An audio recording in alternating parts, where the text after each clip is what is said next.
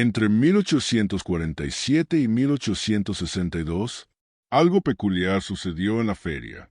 Haven Plantation, ubicado a 17 millas, al noroeste de Charleston, Carolina del Sur, mientras operaba el ferrocarril subterráneo. En todo el sur, ayudando a miles. Escapó a la libertad. Los registros muestran que ni una sola mujer esclavizada de propiedad particular alguna vez intentó huir, ni uno.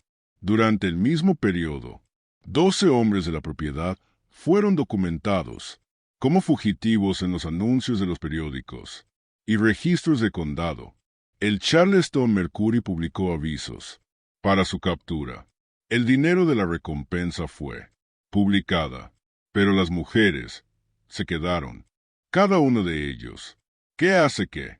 Esto aún más inquietante es lo que revelan los registros de la subasta.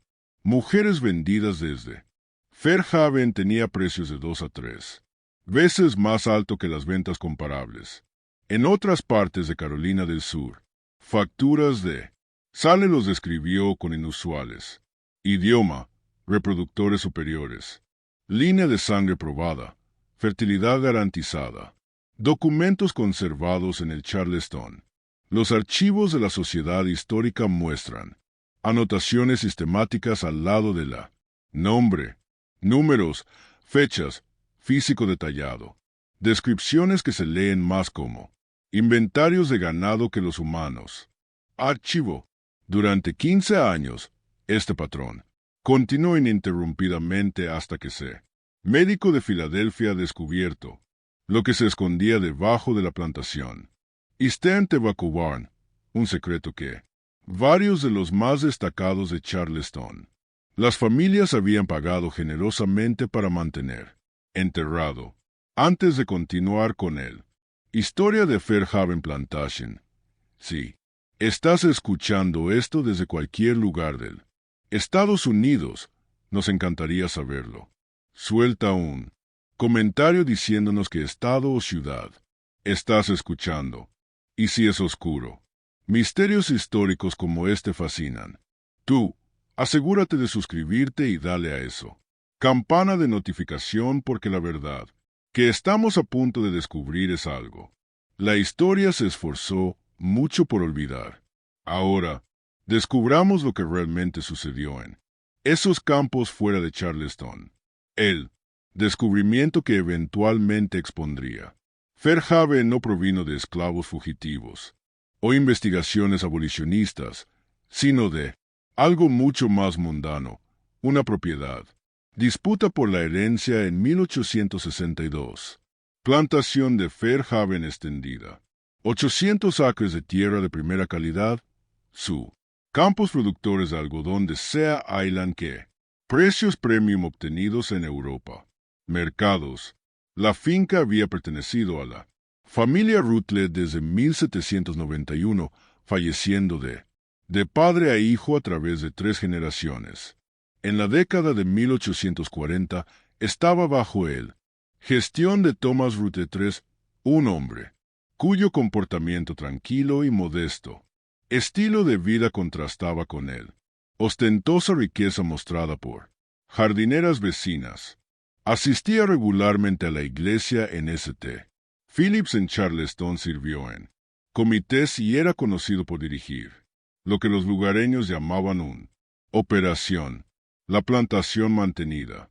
Aproximadamente 60 personas esclavizadas, un número relativamente pequeño para un patrimonio de su tamaño, lo que distingue a Fairhaven.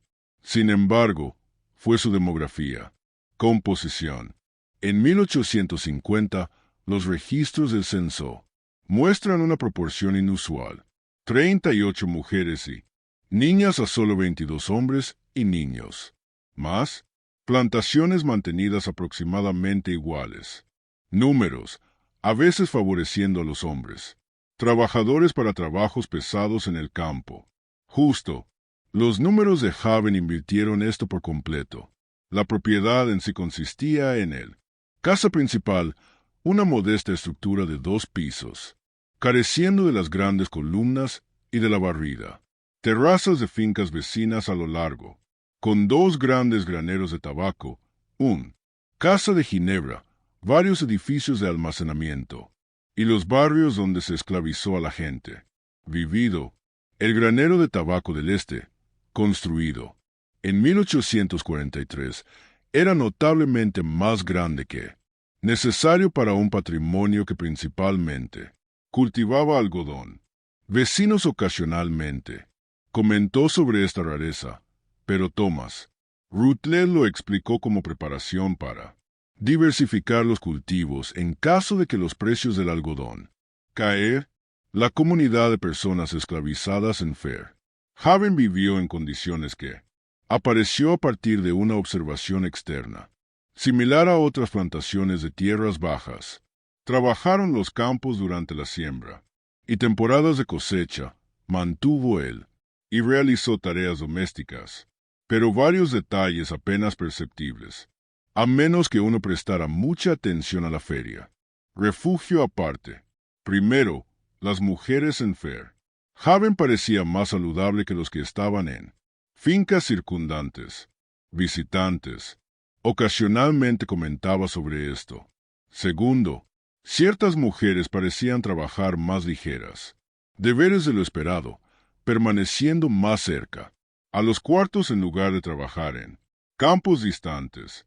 Tercero, y más peculiar, fue el hecho de que Fair Haven regularmente vendía niños pequeños en subasta, generalmente entre los 2 y 4, pero mantuvo su población de mujeres adultas.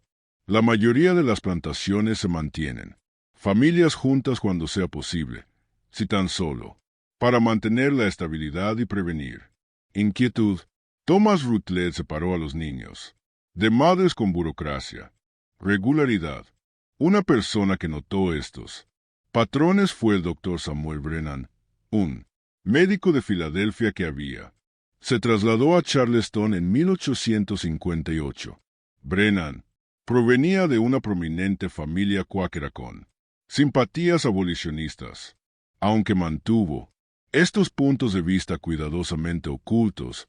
Sus práctica médica en Charleston atendida clientes ricos y rápidamente ganó acceso a círculos sociales de élite.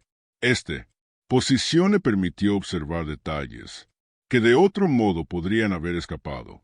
Notar, Brennan se encontró por primera vez con Fair. La inusual reputación de Haven a finales de 1859, cuando asistió a una venta de bienes en Charleston donde varias personas esclavizadas estaban siendo subastados. Entre ellos, un mujer joven de aproximadamente 20 años, vendido en Fair Haven Plantation. El subastador la describió con lenguaje. Eso hizo que Brennan se sintiera incómodo. No, solo la típica retórica deshumanizante, comunes a tales ventas, pero específicas. Terminología que sugiere selectivo. Cría. 5 nacimientos exitosos. El anunció el subastador. Físico superior. Constitución. Fair Haven entrenado.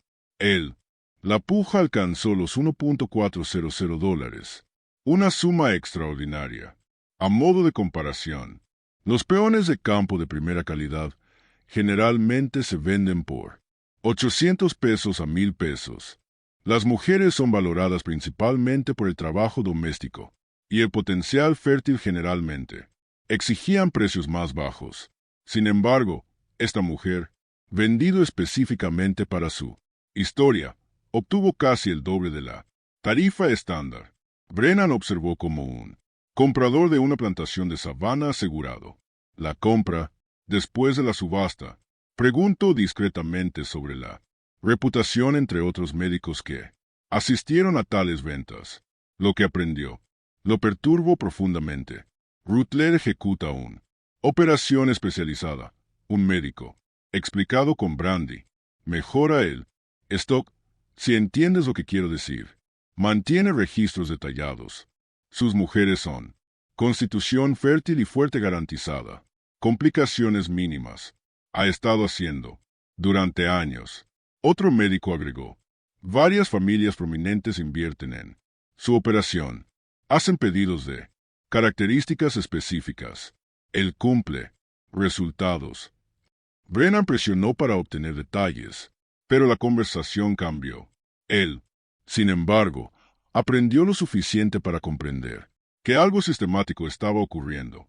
En Fairhaven, algo que operaba, con el conocimiento y el apoyo financiero de la élite de Charleston.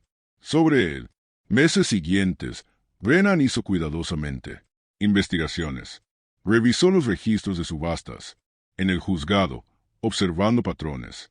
Entre 1847 y 1860, Fairhaven vendió 47 niños en una subasta, todos entre de 2 y 5 años. Durante el mismo periodo, la plantación vendió 19 mujeres, todas, descrito con un lenguaje similar sobre fertilidad y constitución. Los precios, ordenado oscilaba entre $1,200 y $1,600, consistentemente muy por encima de las tasas de mercado. Él también descubría algo más en él. Archivo. Fairhaven rara vez comprado. Personas esclavizadas en subasta. Él. Mantenimiento de la población de la plantación. A través de nacimientos con ocasionales. Ventas reduciendo los números. Esto fue inusual. La mayoría de las plantaciones suplementadas. Su fuerza laboral a través de compras, especialmente cuando los niños eran, por lo general, se mantiene en lugar de venderse joven. El patrón sugería algo que Brennan solo había leído sobre abolicionista, literatura del norte, sistemático, operaciones de cría, tratamiento de animales, seres como ganado a mejorar, a través de la reproducción selectiva. Mientras, tales prácticas existían en todo el sur, rara vez fueron reconocidos. Abiertamente y casi nunca operó con este nivel de organización y documentación. Médico de Brennan. El entrenamiento lo hizo consciente de lo que estaba surgiendo. Teorías pseudocientíficas sobre la herencia y la mejora humana, ideas que más tarde se fusionan en la eugenesia. Movimiento, pero que ya estaban circulando en ciertos académicos, círculos médicos.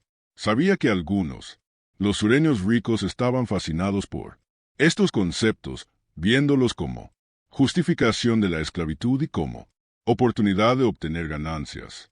Pero, comprender lo teórico, posibilidad era diferente de enfrentando su implementación real. Brennan necesitaba pruebas, no solo patrones en registros públicos. Necesitaba ver la operación de Fairhaven de primera mano. La oportunidad llegó a principios de 1862. Después del estallido de la Guerra Civil, comenzó a interrumpir la plantación normal. Operaciones. Thomas Rutledge III había muerto en octubre de 1861, dejando la finca a su hijo, James Rutledge, que estaba sirviendo como oficial del ejército confederado. La plantación estaba siendo administrada temporalmente por un capataz llamado Harold Gans, que carecía de las conexiones y discreción de la familia Rutledge. Brennan se enteró de que Gans estaba callado, buscando compradores para algunos de los esclavizada, tratando de generar efectivo para mantener la finca durante James, el servicio militar de Rutledge. Esto proporcionó Brennan con la excusa que necesitaba. Él visitaría Fairhaven, haciéndose pasar por un comprador potencial, alegando representar a un consorcio de plantadores de Mississippi, interesado en adquirir una cría probada para reconstruir sus propias operaciones. Envió un mensaje a Gans expresando interés y proporcionar referencias de los comerciantes de Charleston que lo conocieron como un profesional respetable. Gans, ansioso por las ventas en lo incierto, economía de guerra, respondió con una invitación a visitar Fairhaven y inspeccione las mujeres disponibles de la propiedad.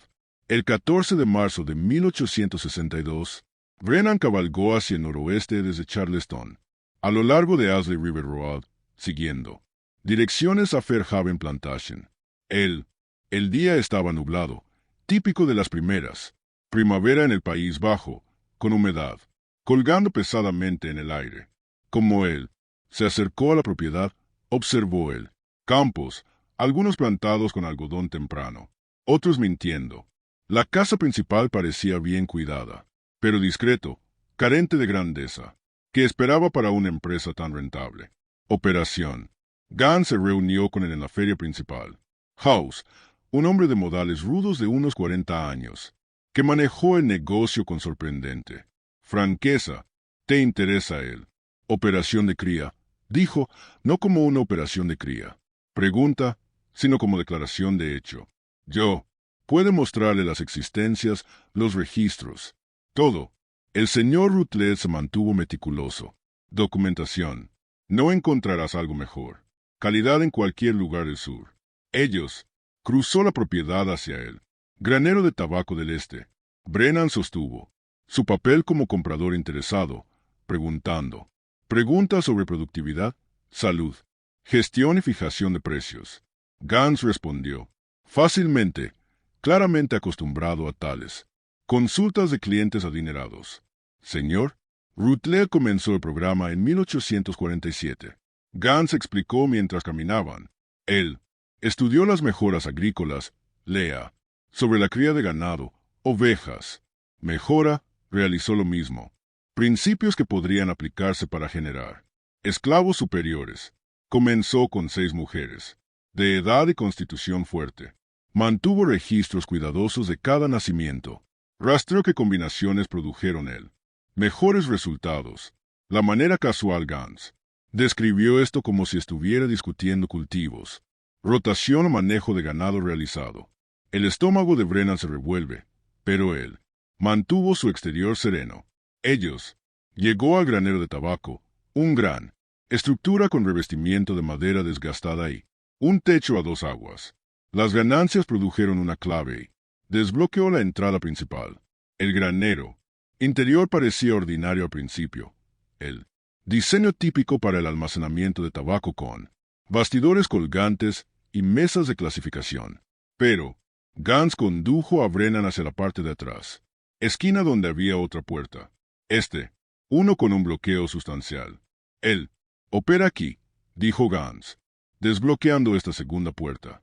La mayoría de la gente nunca ve a esta sección. Solo señor Rutledge mostró a los clientes en los que confiaba.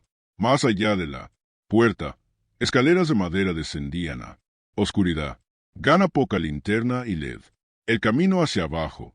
Brennan lo siguió, su pulso acelerado a medida que descendían, a nivel del suelo, inusual para las tierras bajas, construcción donde los niveles freáticos altos, normalmente impedido vendedores. En él, al pie de las escaleras, otra puerta, se abría a un espacio subterráneo que hizo que Brennan entendiera con súbita claridad espeluznante de por qué ninguna mujer lo había hecho nunca. Huyó de Fairhaven. El sótano se extendía por debajo de toda la sección del granero, aproximadamente 40 pies de largo y 20 pies de ancho. El espacio estaba dividido en celdas individuales, cada una de aproximadamente 6 pies cuadrados, con paredes de madera y puertas enrejadas. 6 de las 8 celdas estaban ocupados. Dentro de cada uno, una mujer se sentó, o acuéstese en un simple marco de cama de madera con un colchón delgado. El aire olía a humedad, cuerpos y confinamiento. La ventilación provenía de varios pequeños tuberías que se extendían hacia arriba a través de la piso de granero.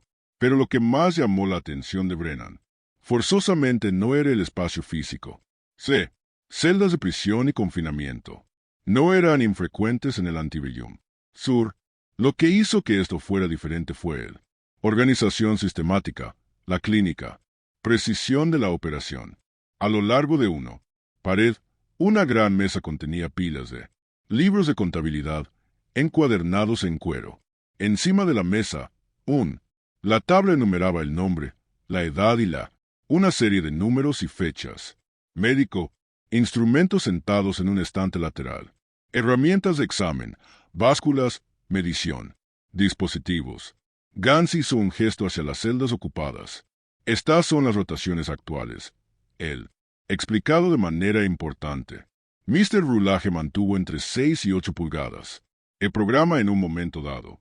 Son derribado cuando se confirma que está embarazada. Se mantuvo aquí hasta el nacimiento, luego regresó. Después de la recuperación, los mantiene sanos, bien alimentados, protegidos del trabajo de campo que podría causar complicaciones. Brennan luchó por mantener su compostura. ¿Cuánto tiempo permanecen aquí? Depende. La mayoría de los nacimientos son de 7 a 9 meses. Aparte, teniendo en cuenta el tiempo de recuperación. Señor, Rutledge rastreó todo. Dieta, ejercicio, momento óptimo. Desarrolló todo el sistema. Muy científico, Gans. Habló con evidente orgullo en su métodos del empleador. Una de las mujeres en las células observaban a Brennan con ojos. Parecía llegar tarde. Embarazo. Otro más joven se sentó sobre ella. Cama con las rodillas levantadas, mirando fijamente. El piso. Ninguno habló. El silencio fue profundo y terrible. Gans se mudó a la mesa y abrió uno de los libros de contabilidad. Esto es lo que pagan los compradores. Documentación. Ver aquí. Señaló página llena de letra pulcra. Registro completo para cada mujer. Nombre, edad, medidas físicas, fechas de nacimiento. De hijos, padres registrados, cualquiera. Problemas de salud, horarios de alimentación. Todo. El señor Rutledge creía. La documentación fue la clave para mejora, seguimiento de los resultados, identificación, patrones exitosos, replicarlos. Brennan se obligó a mirar el libro mayor. La página mostraba a una mujer llamada Sara, de 26 años. Listado debajo de su nombre. Fueron 8 hijos, cada uno con un nacimiento. Fecha, nombre del padre y nota sobre características físicas. Fuerte, constitución, una entrada leída, mínimo. Complicaciones recomendadas para continuar. Rotación. Los nombres de los niños incluían notas entre paréntesis vendidas a @est. Sabana 1857 o conservado para el futuro. Cría. El lenguaje clínico. El mantenimiento sistemático de registros. El categorización de vidas humanas como inventario. Era peor que Brennan. Imaginado. Esto no fue simplemente él. Crueldad común a la esclavitud, pero algo más deliberado, más organizado. Alguien había aplicado el pensamiento racional, la planificación y documentación a la sistemática, explotación de la reproducción humana. El señor Rutledge mantuvo registros que se remontan a el principio. Gans continuó tirando un libro de contabilidad anterior. Comenzó con 6 mujeres en 1847. Algunos funcionaron mejor que otros. Él refinó el proceso de selección, aprendió qué características produjeron más descendencia valiosa. A mediados de la década de 1850, había perfeccionado el sistema. Brennan se aclaró la garganta, tratando de mantener su voz firme, y los padres, Gans, asintió, también cuidadosamente seleccionado. Señor, Rutledge mantuvo registros detallados de los hombres. También, aunque no estaban confinados como rastreó qué emparejamientos producían los mejores resultados. Niños sanos, constitución fuerte, físico deseable, características. A veces compraba hombres específicos de otras plantaciones y identificó los rasgos que quería introducir. Los hombres sabían de esto. Programa. Algunos lo hicieron, otros no. Señor, Rutledge lo manejó con cuidado. A veces, arreglaba las cosas de forma natural. Otro, veces sería más directo, lo que sea. Resultados producidos. Gans habló como si discutiendo el servicio de sementales para caballos. Brennan caminó lentamente a lo largo de las celdas. Su formación médica automáticamente. Anotando detalles. Ventilación inadecuada. Espacio mínimo de ejercicio. El impacto psicológico de los prolongados. Encierro. Varias mujeres parecían estar en etapas avanzadas del embarazo. 1. Parecían más jóvenes que los demás, posiblemente 16 o 17. ¿Qué sucede después de que dan nacimiento? Se quedan aquí durante 2 semanas. Recuperación amamantando al bebé. Entonces el niño va a la guardería en él. Cuarteles y la madre vuelve a la luz. Trabajo de campo hasta el próximo embarazo. Empedernido. Por lo general, tarda de 3 a 4 meses. Luego volví aquí mientras durara. Y él, niños vendidos entre los 2 y los 4 años cuando. Lo suficientemente mayor para ser destetado, pero lo suficientemente joven para ser moldeable para los nuevos propietarios. El señor Rutler encontró que esto era óptimo. C. Los mejores precios. Mantiene el programa. Reputación. Algunos compradores hacen pedidos. Años de antelación para los niños a partir de líneas de sangre específicas. La palabra linajes hizo que la mandíbula de Brennan se tensara. ¿Cuántos niños que ha producido este programa? Gans consultó uno de los libros de contabilidad. Veamos. Desde 1847 hasta ahora, eso es 15 años. Total de 63 nacidos vivos vendidos a subasta. El inventario actual incluye 4 bebés en la guardería en espera de venta y estos 6 actualmente en el programa. Él hizo un gesto a las mujeres embarazadas en él. Células, todo el linaje documentado saludable, reproductores garantizados. Brennan se obligó a sí mismo a hacer más preguntas para mantener su papel como comprador interesado. ¿Qué precios cobran estas mujeres cuando? ¿Vendido? El más alto que hemos registrado fue 1,600 pesos. Vendido a una plantación de Georgia en 1859. Esa era Ruth. Ella todavía está aquí. Realmente. Gans señaló uno de los células. 8 nacimientos exitosos. Nunca un complicación. Pero Ruth le prefirió. Para mantener a los más productivos aquí. En lugar de venderlos. Mejor retorno en inversión para seguir produciendo que para vender una vez. Y esta operación es única. A Fairhaven. Gans se encogió de hombros. Señor, Rutler lo desarrolló de forma independiente, pero no era el único con similares ideas. Sé de al menos otros 3. En Carolina del Sur. Programas comparables y más en Georgia y Mississippi. Hay toda una red de compradores que buscan científicamente ganado criado. Mr. Rutler era solo él. Más sistemático al respecto. La revelación que esta no fue una operación aislada, pero parte de una red más amplia golpeó. Brennan con fuerza. Este no fue uno. Aberración del hombre. Este fue un sistema con múltiples participantes. Compradores. Inversores que eran sus principales. Inversores. Gans dudó por primera vez. Ahora, eso es confidencial. Señor Rutler trató con varias familias prominentes que preferían la discreción. Proporcionaron capital, proporcionó devoluciones, estándar, acuerdo comercial. Brennan no presionó más, no, queriendo levantar sospechas. Había visto, suficiente, más que suficiente. La pregunta, ahora era lo que podía hacer con esto. Conocimiento.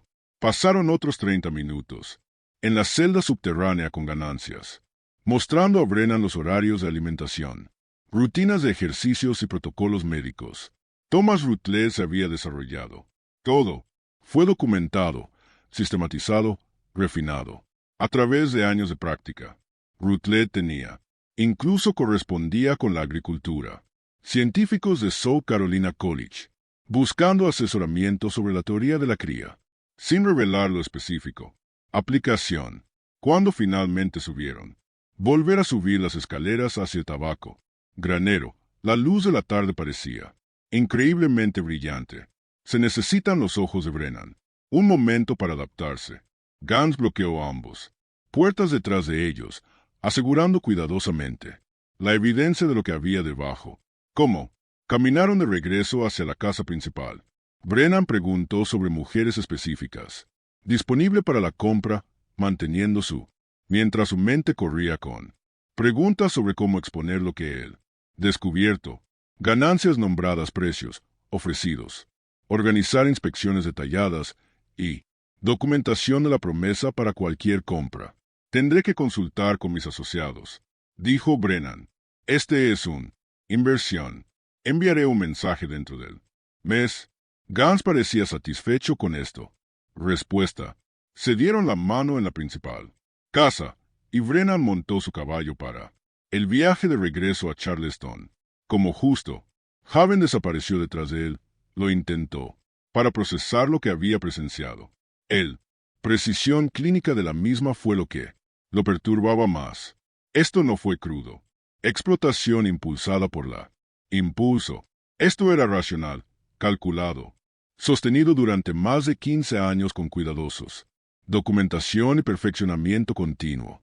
Thomas Rutledge se había acercado a los humanos, creando la forma en que otros se acercaban. Mejora agrícola, aplicando principios científicos para maximizar.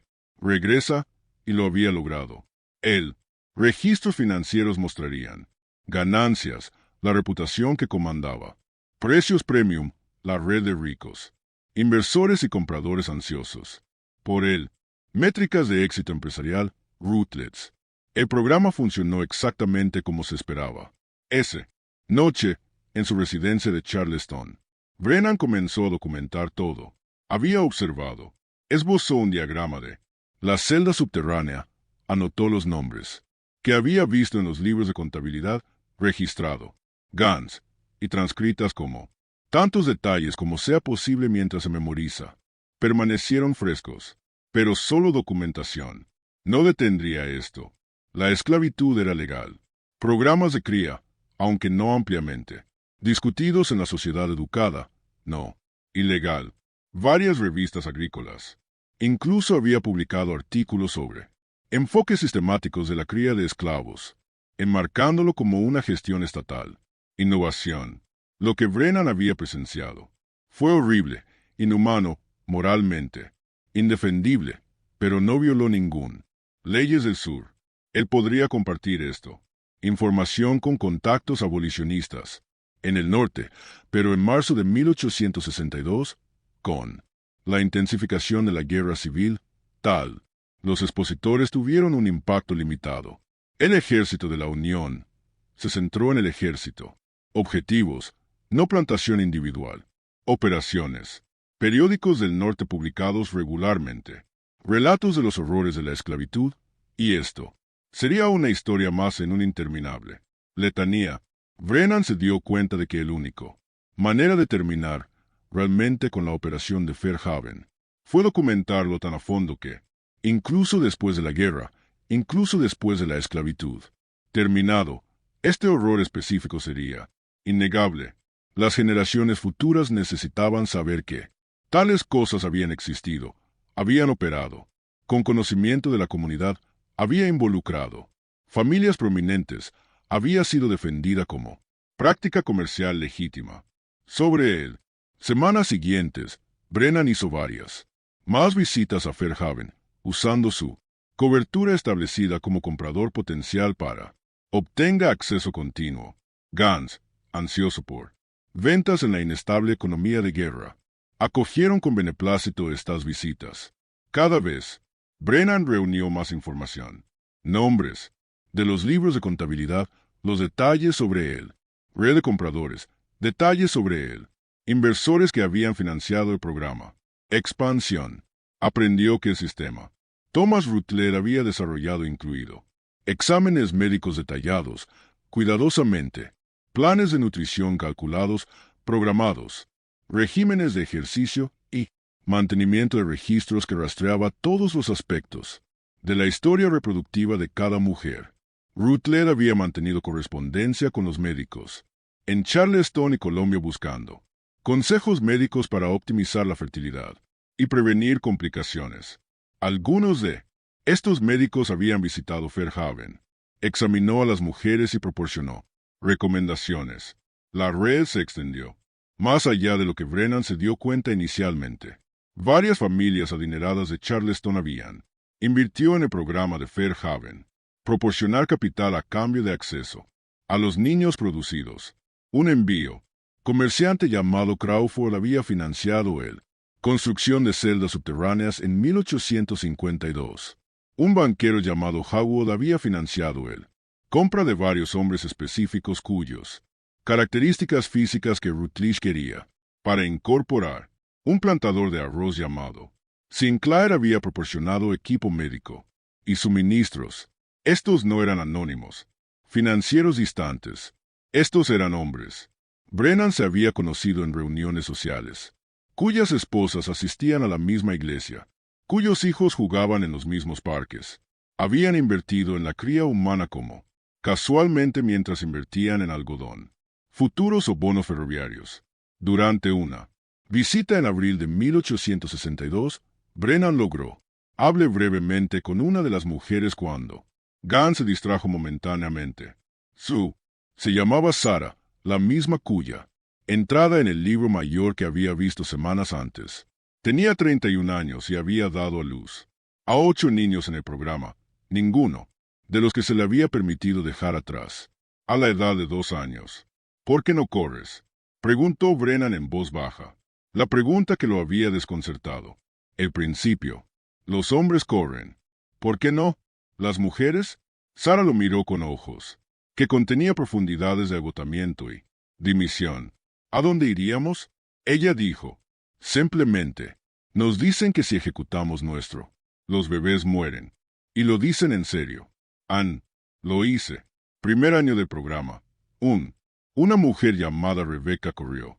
Cuando la trajeron de vuelta, su bebé se había ido. Señor, Rutledge nos reunió a todos.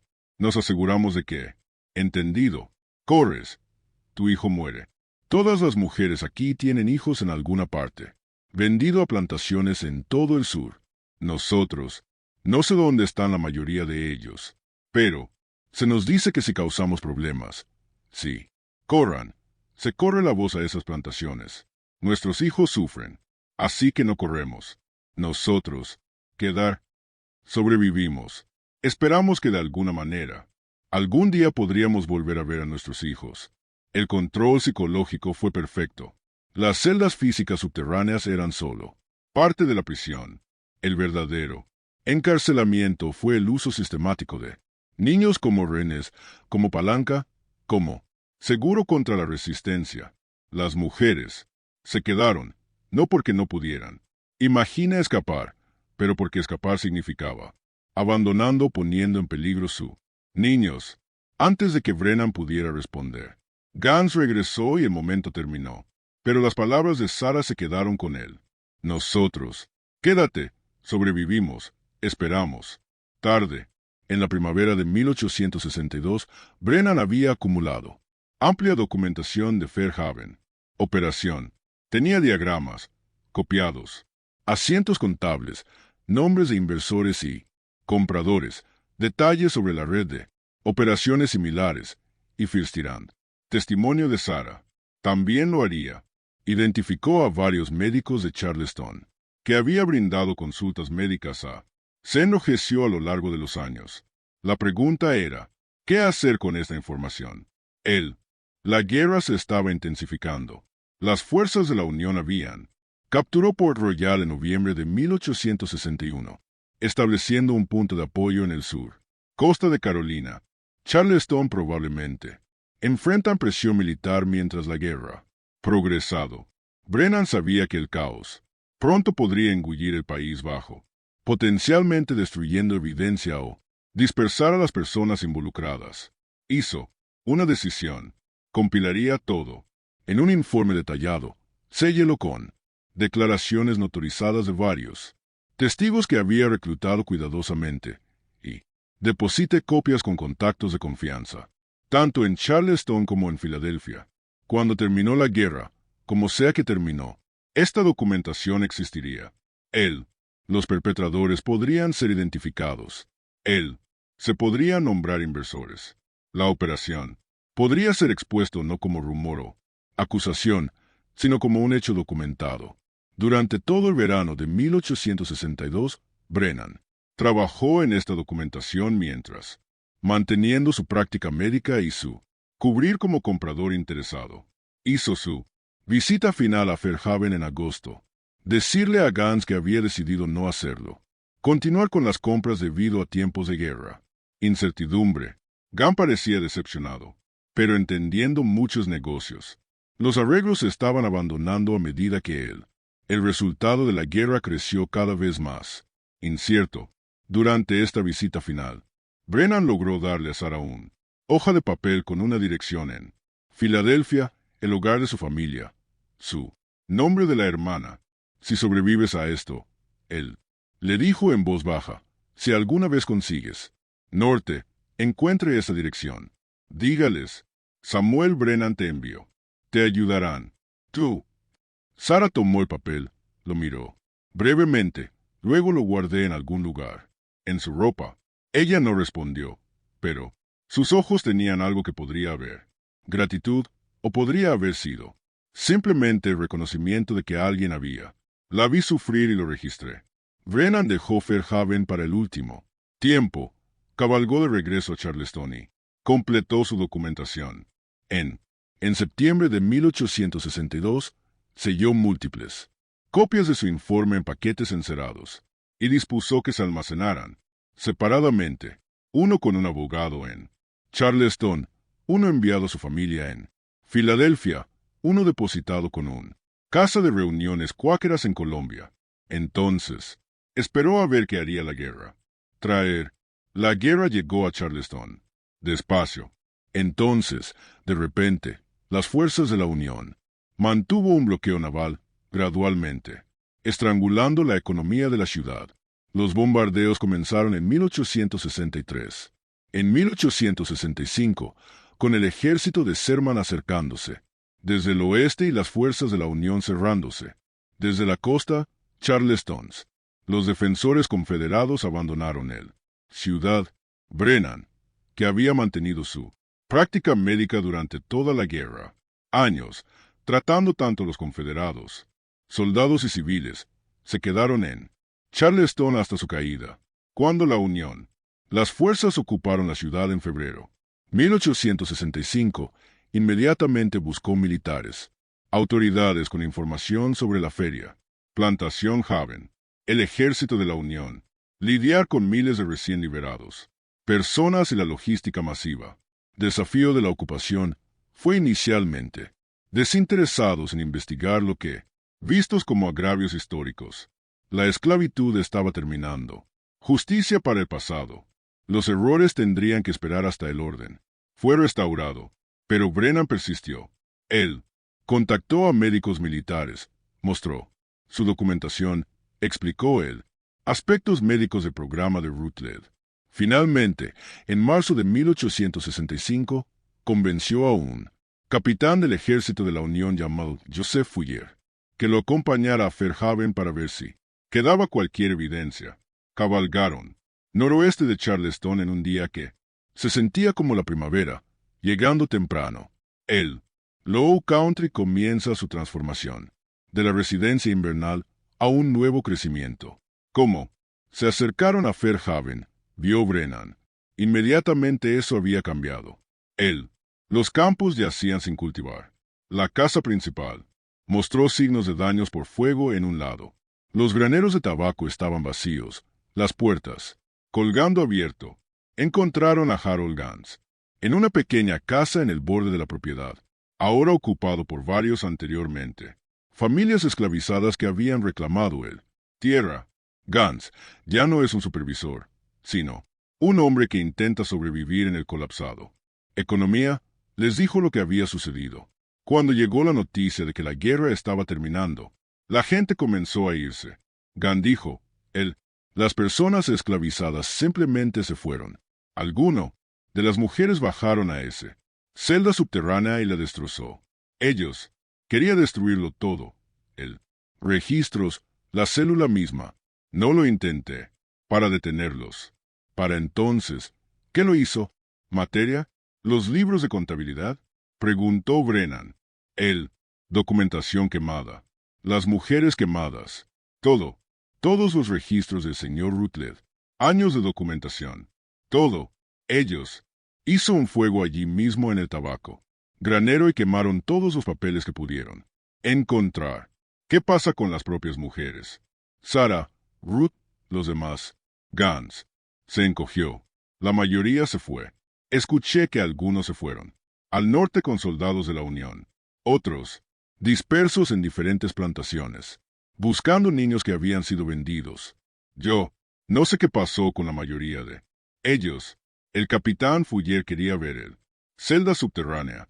Gans los llevó a la Eastern Tobacco Barn, ahora quemado. Cáscara. La puerta al espacio subterráneo se quedó abierto. Bajaron las escaleras. Brennan por primera vez en 3 años más lleno por primera vez. La célula era exactamente como Brennan recordaba, pero transformado por la destrucción. Las puertas de células individuales habían sido arrancadas de sus bisagras. La mesa de examen fue volcado. Las cenizas llenaron varios cubos, donde se habían quemado papeles. Los gráficos en las paredes habían sido derribadas, dejando solo fragmentos rotos. Pero no, todo fue destruido. En los escombros, Brennan encontró un libro de contabilidad que tenía. Sobrevivió parcialmente. Páginas carbonizadas en él. Bordes, pero aún legibles. Cubrió él.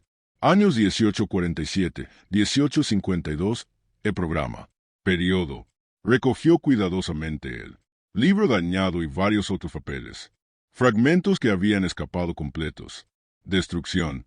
El capitán Fuller estaba en él, en medio del espacio subterráneo mirando, en las células tratando de comprender qué había ocurrido aquí. ¿Cuánto tiempo duró esto? ¿Operar? Preguntó en voz baja. 15 años, respondió Brennan. De 1847 a 1862, 63 niños vendidos. Varias mujeres pedalearon. A través del programa. Todo documentado, sistematizado, refinado sobre tiempo y era legal. La esclavitud fue legal. Los programas de cría eran legales. Nada de esto violó la ley sureña. En ese momento, Fuller negó con la cabeza. Despacio. ¿Qué tipo de hombres? Hombres respetados. Brennan interrumpió. Prominente. Familias de Charleston. Miembros de la iglesia. Líderes cívicos. Hombres que creían que estaban siendo innovadores, aplicando principios científicos para el patrimonio. Administración. No vieron ningún problema moral. Con nada de eso. Buscaron el resto de la propiedad, pero encontré poco. Evidencia adicional. El antiguo.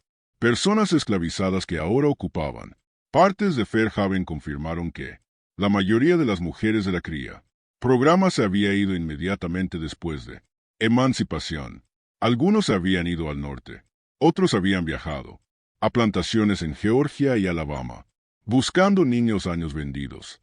Anterior, una anciana que trabajó en la casa principal le dijo a Brennan que recordaba a Sarah. Ella se fue en finales de febrero, tan pronto como se enteró. El ejército de Sherman se acercaba. Dijo que voy a buscar a sus hijos. Tenía dirección en algún lugar del norte. Pieza de papel que había mantenido oculto durante años. Ella escribe los nombres de sus hijos. Antes de irse, 8 nombres, las plantaciones donde habían estado. Vendido, iba a encontrar a cada uno de ellos. Ella dijo, ¿sabías dónde? ¿Fue primero? Georgia, creo que eso es, donde se vendieron 2 de sus bebés.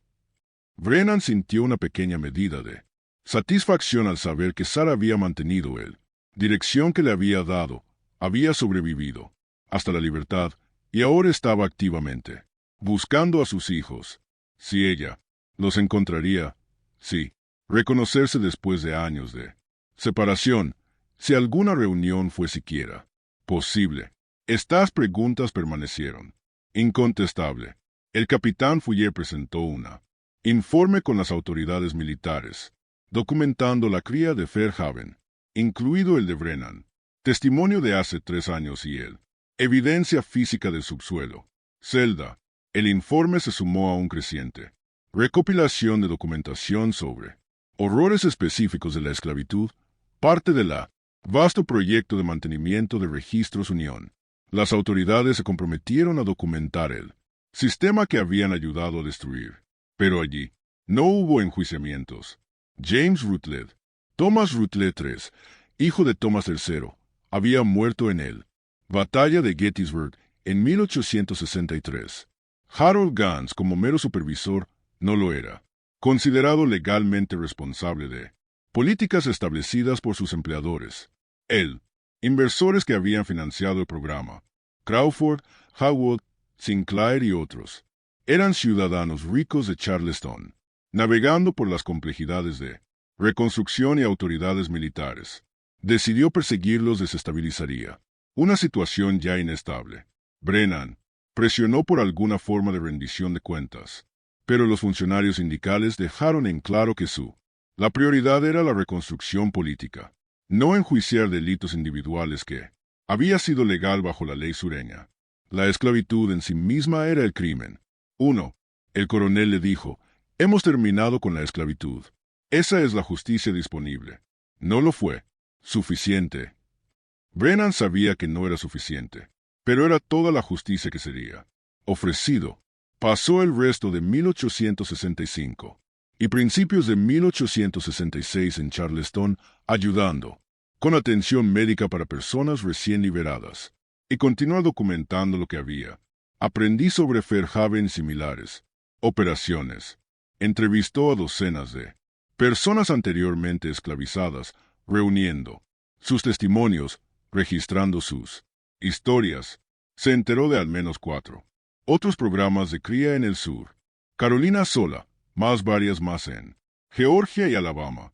La red fue extenso y Fairhaven había sido solo un nodo en un sistema mucho más grande. En marzo de 1866, Brennan recibió una carta en su dirección de Charleston.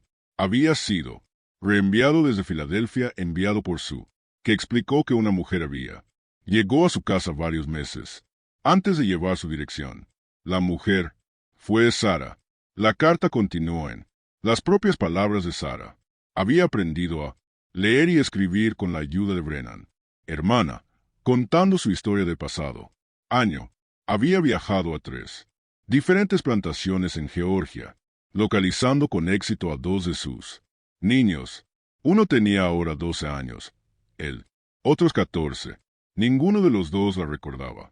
Él, al menor le habían dicho que su madre murió. El mayor apenas recordaba cualquier cosa antes de ser vendida. Sara pasé semanas con ellos tratando de reconstruir alguna conexión, pero finalmente se decidió no interrumpir las vidas que habían construido. Los dejó en sus plantaciones, ahora, trabajando como trabajadores remunerados en lugar de personas esclavizadas, con la promesa de visitar. Otra vez, encontré a 2 de mis 8. Sara escribió, y seguiré buscando otros, pero quería que supieras que sobrevivió. Quería que supieras que lo que documentaste asuntos. Alguien grabó lo que nos pasó. Alguien lo hará. Recordar. Eso importa más de lo que puedo decir. La carta concluía con la de Sara.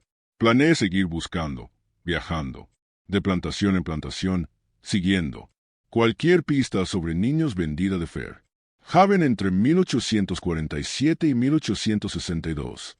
Brennan nunca volvió a saber de Sara. Él no sabía si había encontrado el resto de sus niños o lo que fue de ella, pero la carta confirmó algo importante. La documentación importaba. Registrando la verdad importaba. Incluso cuando la justicia era imposible, el testimonio siguió siendo valioso. A finales de 1866, Brennan compiló su informe final sobre Fairhaven Plantation, incorporando testimonios adicionales que había reunido y la evidencia física que había sobrevivido. Preparó varias copias y arregló para que se coloquen en archivos en Filadelfia, Boston y Charleston, donde quedarían como históricos registro de lo que había ocurrido.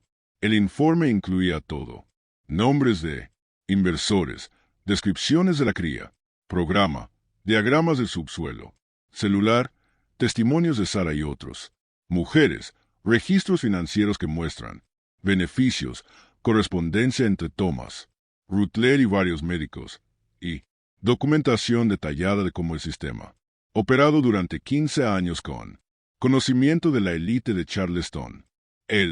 Titulado el informe simplemente Documentación de las operaciones sistemáticas de cría humana en Fairhaven Plantation, Charleston, Distrito, Carolina del Sur, 1847-1862.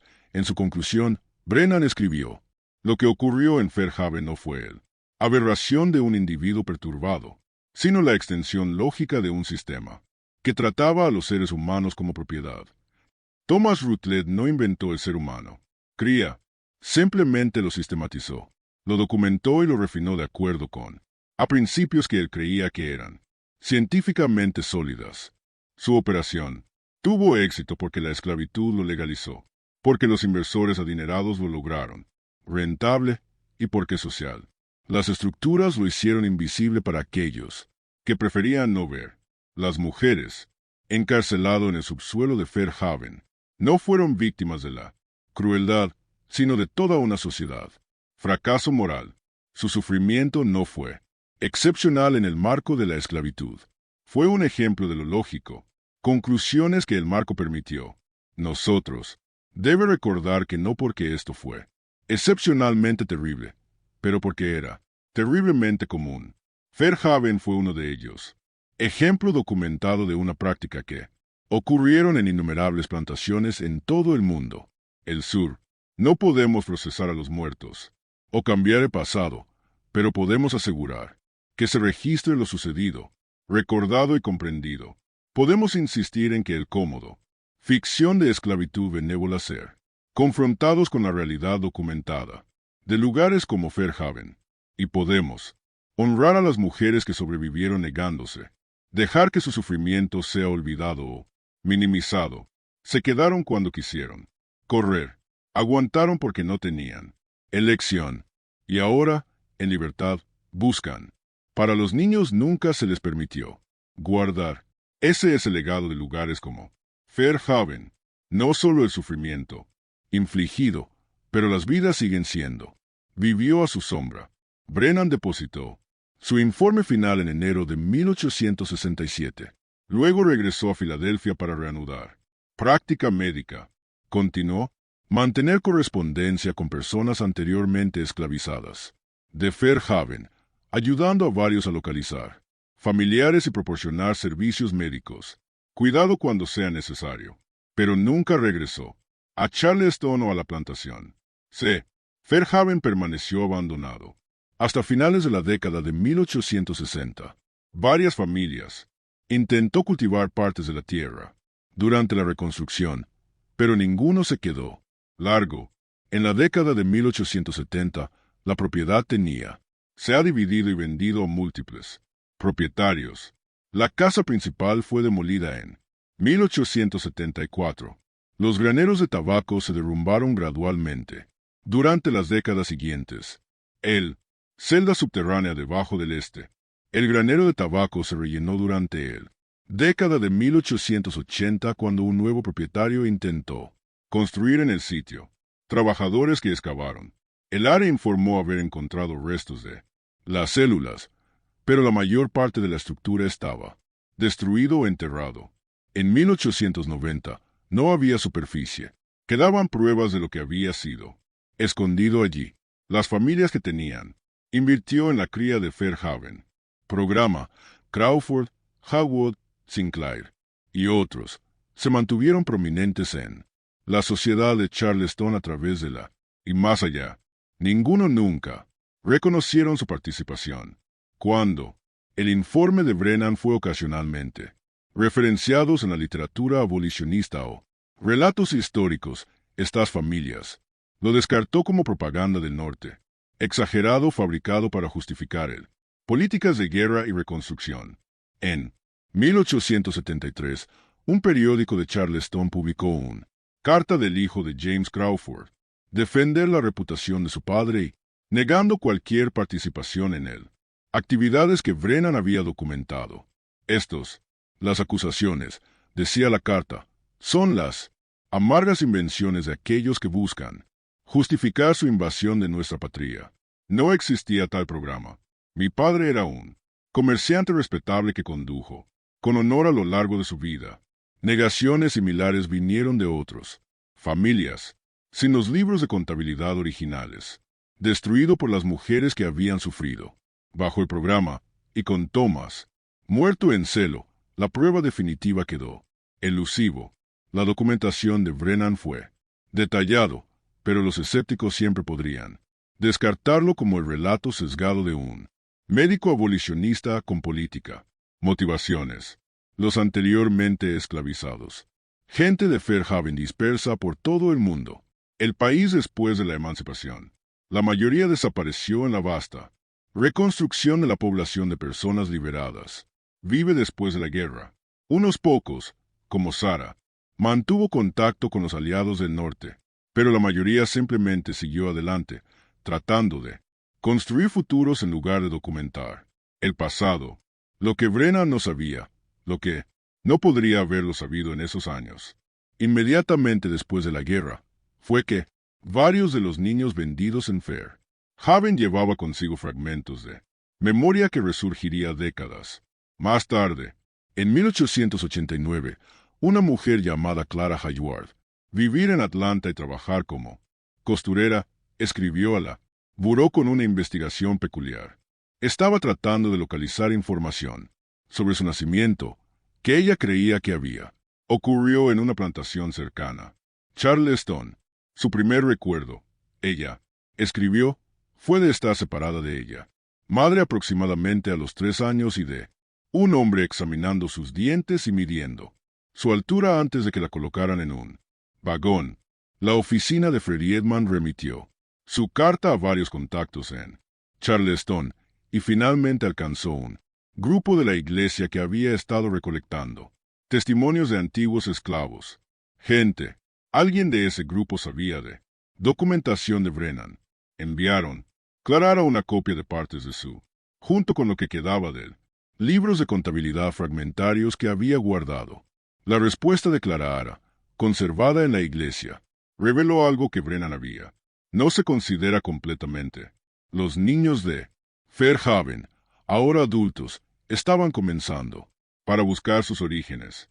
Siempre sabía que algo era diferente en la forma en que fue vendido. Clara escribió, el plantación donde crecí, los propietarios. A veces mencionaba que venía de stock de calidad que me habían comprado, específicamente para la cría. Nunca entendí lo que eso significaba hasta que leí informe del Dr. Brennan. Ahora entiendo que fue uno de los productos de ese programa. El nombre de mi madre era Ruth, según los registros que enviaste.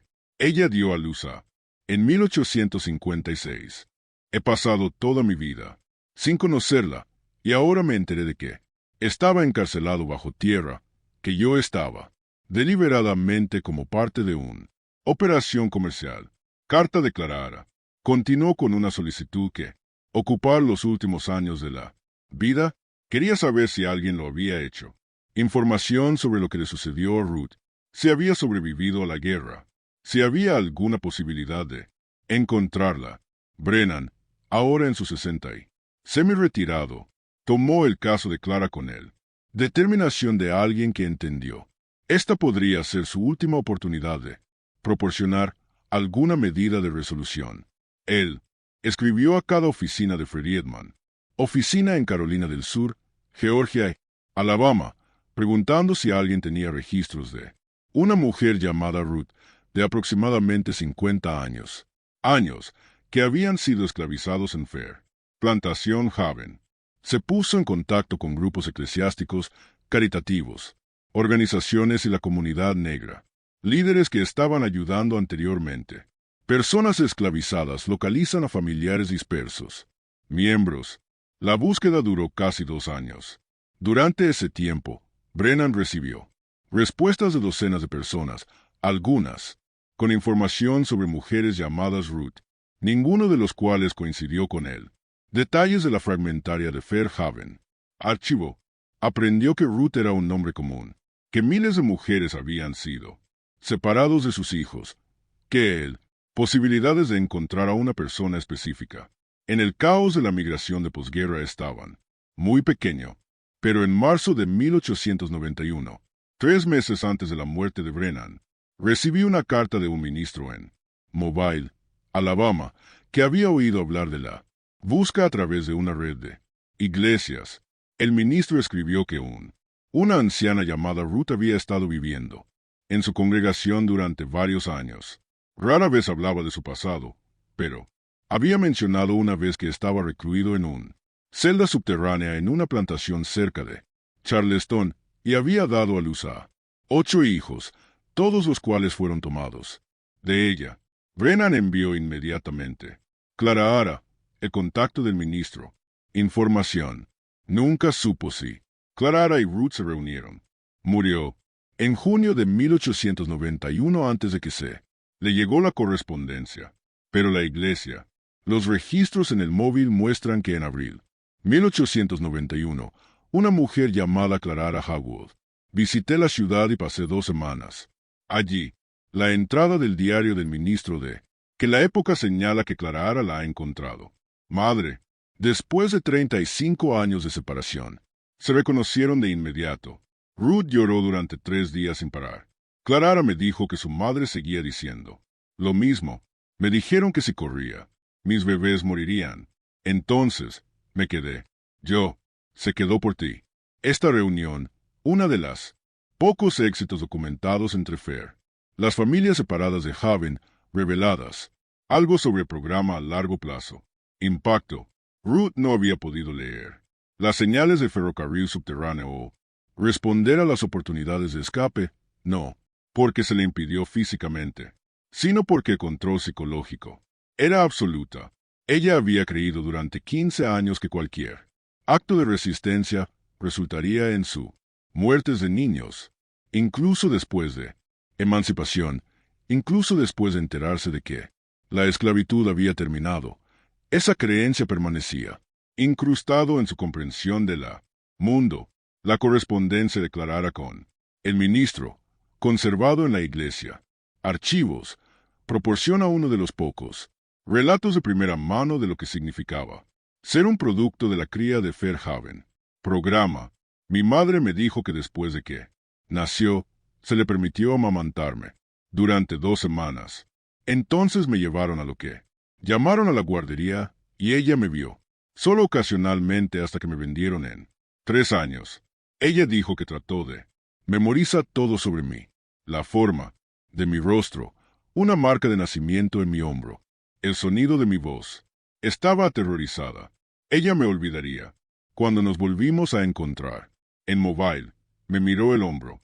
Lo primero, el arca de nacimiento todavía está allí. Ella lo tocó y dijo, recordado correctamente. Te recordé. Correcto. El reencuentro entre Clara y Ruth provocó otras búsquedas. Se corrió la voz a través de la Iglesia Negra, redes y organizaciones comunitarias, que los hijos de Fairhaven estaban tratando para localizar a sus madres y que existían registros fragmentarios que podría ayudar.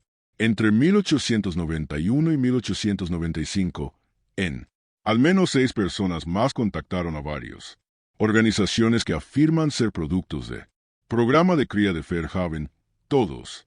Búsqueda de familiares.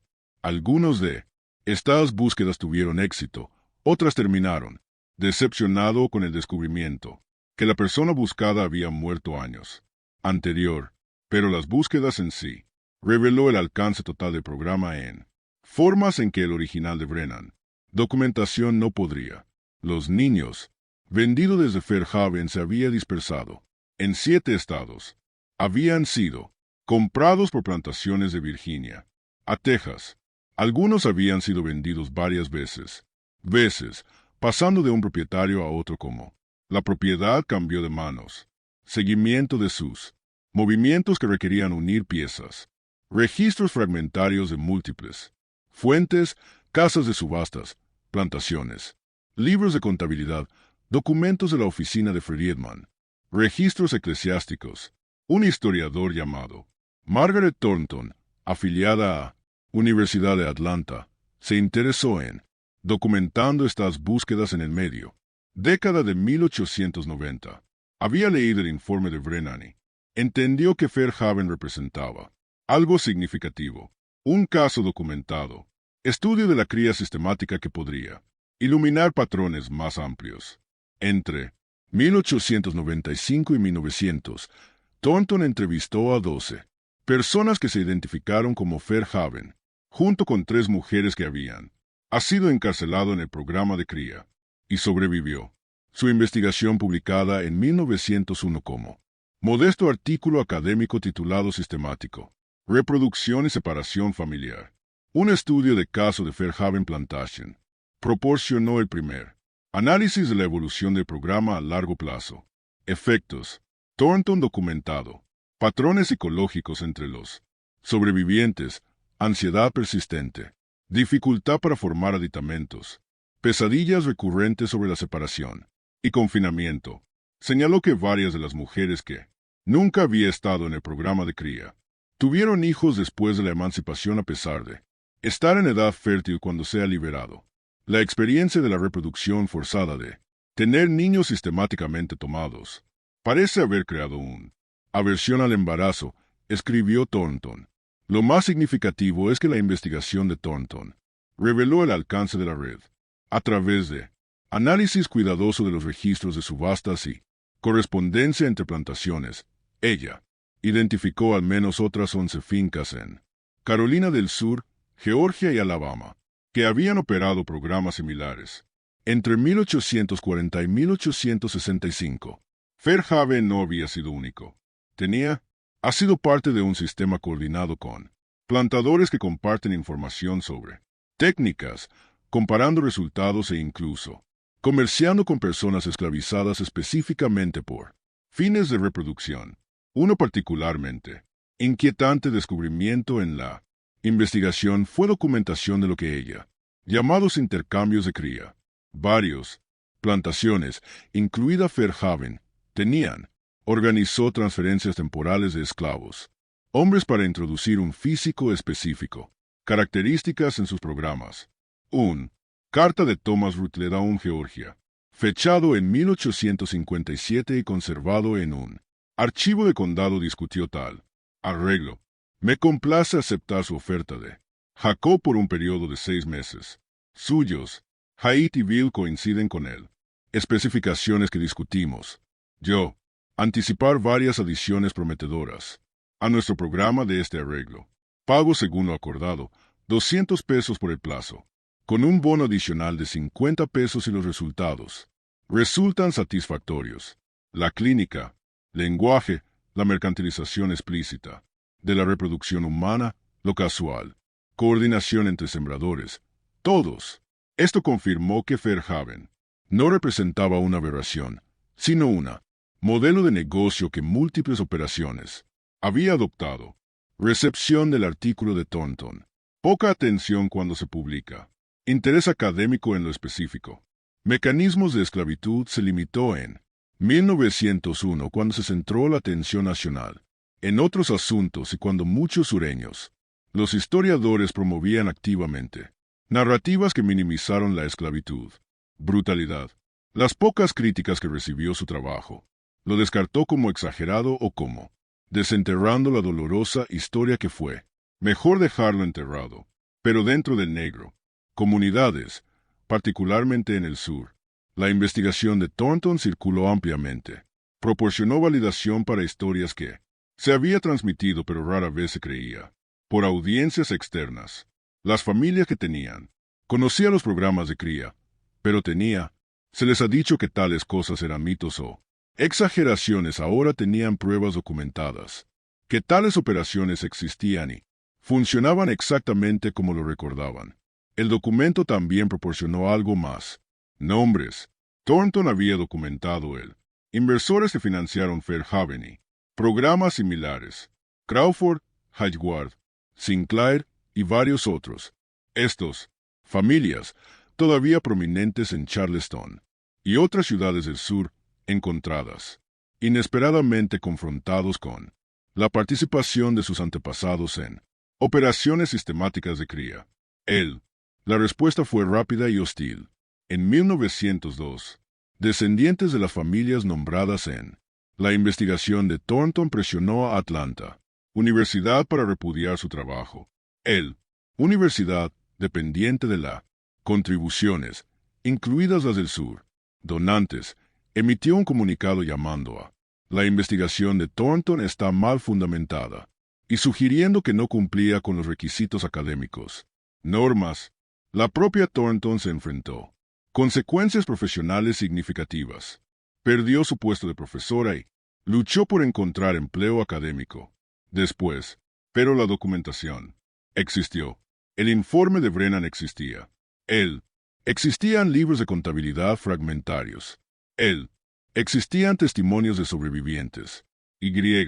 Cada vez más, los niños que habían sido productos de estos programas estaban hablando públicamente sobre sus experiencias. Negarse a permitir que se borre el historial o minimizado. Una de estas voces pertenecía a Samuel Crawford, irónicamente compartiendo un apellido con uno de los de Fairhaven, inversionistas, aunque no hay relación. Nacido en Fairhaven en 1859 y vendido a los 3 años a una plantación de Mississippi, Crawford se había convertido en ministro y comunidad organizador en Jackson. En 1903, publicó un breve libro de memorias titulado Born for Sale, mi vida como producto de la cría. Las memorias describían su infancia en la plantación de Mississippi, donde se le dijo repetidamente que provenía de un stock superior y era que se espera que produzcan niños que puedan venderse a precios superiores. No lo estaba. Criado para ser una persona, escribió Crawford. Yo fue criado para ser un producto. Mi valor fue evaluado por mis características físicas, mi salud, mi potencial para reproducción. Cuando tuve la edad suficiente para entender lo que le habían hecho a mi madre, encarcelada bajo tierra, forzada, tener hijos con fines de lucro, sentí rabia, que tardó años en transformarse en cualquier cosa productiva. Esta rabia impulsa a mí. Trabaja ahora. Cuento mi historia porque quiero personas para entender que la sistemática, la cría no fue una vaga historia. Abstracción. Le pasó a personas reales. Le pasó a mi madre. Le sucedió a me. Y las personas que diseñaron y se beneficiaron de estos programas no fueron monstruos. Eran ciudadanos respetables, que no vieron nada malo en lo que ellos estaban haciendo. Se venden las memorias de Crawford, modestamente pero llegó a ser importante. Audiencias, copias circulaban entre los negros, iglesias, instituciones educativas y primeras organizaciones de derechos civiles. Más significativamente, inspiró a otros Fairhaven para compartir sus historias. Entre 1903 y 1910, al menos 8 aparecieron cuentas publicadas, algunos como artículos periodísticos cortos, otros como secciones en memorias más grandes de personas. Identificarse como niños vendidos de refugio o programas de cría similares. Estos relatos compartían temas comunes. El lucha de por vida para comprender su orígenes, el impacto psicológico de aprendizaje, eran productos de la cría sistemática, la dificultad de localizar a los miembros de la familia y la ira. Al ver a los perpetradores y los descendientes no sufren consecuencias. Varios escritores notaron la amarga ironía, que las familias que se habían beneficiado de los programas de cría siguieron siendo ricos y respetados mientras que las víctimas y sus descendientes convivían con el continuo trauma. Para 1910, suficiente documentación existía que la cría de Fairhaven ya no podía descartarse como propaganda abolicionista o histórica. Exageración. Múltiples fuentes independientes confirmadas. Los mismos hechos básicos. Un subterráneo. Célula. Cría sistemática durante 15 años.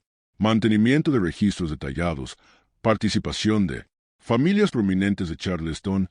Venta de 63 niños y una red de similares. Operaciones en todo el sur. Todavía, esta documentación no dio lugar a ninguna acción sin reconocimiento oficial, sin respuesta institucional. Las familias, nombrados como inversores a los que se les negó todo, afirmaron que sus antepasados habían sido engañados sobre la naturaleza del programa. Meridional. Las sociedades históricas ignoraron evidencia o trabajó activamente para suprimir. Y a nivel nacional a principios de 1900, había poco apetito por confrontando los mecanismos específicos que la esclavitud había operado. ¿Qué hizo? Existir en 1910 era un archivo creciente de testimonio de sobrevivientes como Ruth y Sarah, de productos del programa como Clara y Samuel Crawford, de investigadores como Brennan y Thornton. Este archivo documentó no solo lo que sucedió en Fairhaven, pero por qué sucedió, cómo funcionó, quién se benefició de ello y lo que es a largo plazo. Efectos fueron en las personas que soportaron eso. El archivo también documentó algo más: resistencia. Las mujeres, que destruyó los registros de Fairhaven en 1865, no había querido simplemente borrar evidencia, habían querido reclamar poder sobre sus propias historias destruyendo los libros de contabilidad que habían rastreado sus cuerpos, sus embarazos, sus... A los niños les gusta el inventario. Fueron, afirmando que sus vidas no eran datos, puntos en el sistema de otra persona.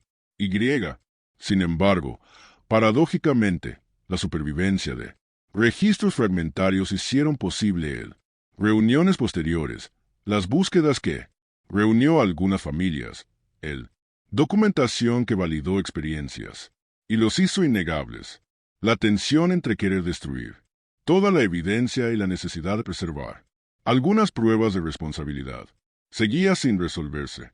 Esta tensión aparece en la carta final de Ruta Clara, escrita en 1897, 6 años después de su reencuentro. Ruth fue viviendo en Mobile, cada vez más frágil, sabiendo que no viviría mucho más. Me alegro de que el doctor Brennan documentara lo que sucedió. Ella escribió: me alegro de que esos sobrevivieron fragmentos de registro. Sin ellos, no podrías haberme encontrado. Pero yo, también entender por qué quemamos todo. Podríamos alcanzar. Queríamos que esos hombres perder sus valiosos datos, para que sus planes sistemáticos destruidos. Queríamos tomar algo de ellos de la forma en que nos quitó todo. Todavía siento ambas cosas. Agradecido la evidencia. Existe. Agradecidos de haber destruido lo que podría. Ambas cosas pueden ser ciertas. Ruth murió en 1899 a los 70 años aproximadamente. Ella había pasado 15 años encarcelado en Fair, programa de cría de Haven, 22 años, buscando a sus hijos, y 8 años. Se reunió con Clara antes de su muerte. Clara organizó su entierro en Mobile, con una lápida que decía simplemente: Ruth, madre de 8 hijos. Ella se quedó, porque no tenía otra opción. Las mujeres, que soportaron la cría de Fairhaven, programa no dejó registros escritos de sus posee. Conocemos sus nombres solo por documentos creados por sus opresores, libros de contabilidad, registros de ventas, Brennans, informe, sus propias voces, sus propias perspectivas, su propia comprensión de lo que se les hizo. Estos nunca fueron grabado y nunca se puede recuperar. Lo que podemos saber de los documentos que sobrevivió es que Fairhaven Plantation operó una cría humana sistemática de 1847 a 1862, que fue financiado por destacados Charleston, que produjo al menos 63 niños que fueron vendidos en subasta, y que las mujeres en el programa no se ejecutó porque les dijeron a sus hijos que serían asesinados y lo hicieron. Podemos saber que cuando unían fuerzas ocupadas en Charleston, las mujeres que habían sido encarcelados en la célula subterránea destruyó todos los registros que podían encontrar. Podemos saber que al menos una mujer, Sarah, sobrevivió a libertad y pasé años buscando los 8 niños que habían sido llevados de ella, y podemos saber que Samuel Brennan, un médico de Filadelfia, documentó lo que presenció porque creía que registrar la verdad importaba incluso cuando la justicia era imposible. La celda subterránea debajo, el granero de tabaco de Fairhaven ya no está. Existe. La plantación en sí se ha ido. Su tierra dividida y construida. No. Marcador identifica dónde se encuentra la cría. Programa operado. Ningún monumento honra al mujeres que estaban encarceladas allí.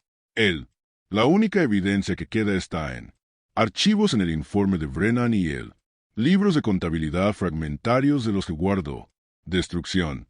Esto es lo que sucedió en Plantación de Fairhaven entre 1847 y 1862.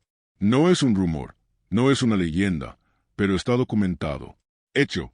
Una operación sistemática que trató la reproducción humana como producción agrícola, que separó madres de niños con eficiencia y que operaba abiertamente, con el apoyo financiero de La élite de Charleston. Las mujeres que sobrevivió sin dejar testamentos finales. Ellos no escribió memorias ni dio entrevistas para la posteridad. Simplemente se alejaron cuando llegó la libertad y trató de reconstruir las vidas que habían sido sistemáticamente destruido. Algunos encontrados, sus hijos. Muchos no lo hicieron. Todos llevados. La carga de lo que se había hecho para lo que les habían quitado, lo que nunca podría ser restaurado. La carga no terminó con la emancipación. Eso, extendido a través de generaciones, a través de los niños que crecieron sin saber, sus madres, a través de las madres que pasó décadas buscando, a través de familias que nunca se reunieron, a través de todas las cicatrices invisibles que programas sistemáticos de mejoramiento, individuos, familias y comunidades. Esto es lo que la cría humana sistemática parecía en la práctica. Esto es lo que se refería a cuando los plantadores discutían la mejora, gestión de existencias y científicas. Esto es, la realidad detrás de los eufemismos y abstracciones. Mujeres reales encarceladas, subterráneos, separados de sus niños, controlados a través de amenazas y manipulación, tratada como producción. Unidades en una operación generadora de beneficios, que duró 15 años y se consideró legal y moralmente aceptable por él. Sociedad que lo permitió. Fairhaven no fue único. Era simplemente uno de los ejemplos documentados. ¿Cuántos otros? ¿Las plantaciones operaban programas similares? ¿Cuántas mujeres soportaron algo similar? ¿Encarcelamiento? ¿Cuántos hijos fueron separados de sus madres por razones de ganancias y cría sistemática? Él nunca se conocerá la extensión total porque la mayoría de las operaciones no dejaron registros ni sus registros fueron destruidos o simplemente nunca fueron investigados y documentados. La forma en que Brennan documentó Fairhaven. Lo que nos queda es esta historia, esta plantación, estas mujeres cuyas nombres que solo conocemos por sus opresores, libros de contabilidad y el conocimiento de que para 15 años en el campo bajo afuera, Charleston, algo terrible operado, con plena aceptación social. Y cuando terminó, las mujeres que sobrevivieron destruidas, todos los registros que pudieron encontrar porque no quería ningún recuerdo de lo que había sido hecho con ellos, excepto por lo que Samuel Brennan salvó, excepto por lo que documentado, excepto por lo que queda en archivos, testimonio de que alguien atestiguado, registrado y preservado. Y, ahora tú también lo sabes. Sabes que Fairhaven existió. Sabes lo que pasó allí. Sabes que ninguna mujer ha corrido nunca lejos. ¿Y sabes por qué? Lo sabes. Docenas de niños fueron vendidos en subasta, separados de sus madres, dispersos a través del sur. Lo sabes. Familias prominentes invirtieron en esto programa y se benefició de él. Sabes que cuando las mujeres ganaron su libertad, trataron de encontrar su niños. Sabes que al menos uno. La mujer pasó años buscando. Y tú, saben que la mayoría de las mujeres que soportaron esto simplemente desapareció en la historia. Sus historias completas nunca se registraron. Su experiencias que solo ellos conocen. Esta es la verdad que la documentación conserva. No justicia. No había justicia para las víctimas de Fairhaven. No. Restauración. Lo que se tomó nunca podría ser restaurado. Solo documentación. Solo el registro de que esto sucedió. Solo el insistencia en que se recuerde más bien. ¡Qué olvidado! Samuel Brennan creía. La documentación importaba. Sara creía. Alguien grabando su sufrimiento. Importaba. Y tal vez tenían razón. Tal vez sabiendo la verdad, incluso cuando no puede cambiar el pasado, importa más que ignorancia cómoda. ¿Qué te parece de esta historia? Conocer esta historia cambia la forma en que entiendes la sociedad. ¿Qué lo permitió? Deja tu comentario abajo si encontró esta cuenta importante y quieren más documentado. Investigaciones históricas como esta. Suscríbete, presiona la campana de notificación y comparte con alguien que valora conocer la verdad sobre nuestro pasado. Las historias deben ser contadas, preservadas y Recordado. Gracias por escuchar esto. Historia difícil. Nos vemos en la próxima video.